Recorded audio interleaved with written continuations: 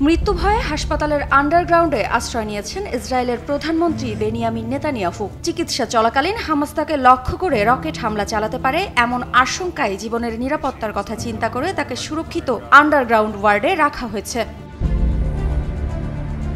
গত 29 ডিসেম্বর দখলদার ইসরায়েলের প্রধানমন্ত্রী নেতানিয়াহুর প্রোস্টেটের অস্ত্রোপচার হয়।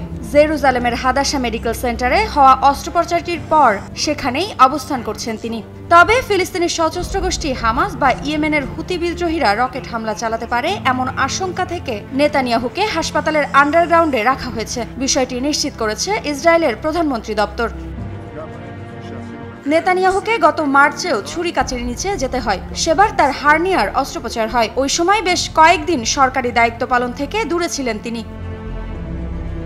গত বছর নেতানিয়াহুর হৃৎপিণ্ডে ব্লক ধরা পড়ে। তখন অস্ত্রোপচারের মাধ্যমে তার শরীরে পেসমেকার বসানো হয়। যদিও গত জানুয়ারিতে একটি মেডিকেল রিপোর্টে বলা হয় নেতানিয়াহু সম্পূর্ণ সুস্থ আছেন, তার পেসমেকার সঠিকভাবে কাজ করছে এবং তার হৃৎপিণ্ডে আর কোনো সমস্যা পরিলক্ষিত হচ্ছে না। তবে বয়স বাড়ার সঙ্গে সঙ্গে এখন বিভিন্ন রোগে আক্রান্ত হয়ে নিয়মিত তাকে হাসপাতালে যেতে হচ্ছে।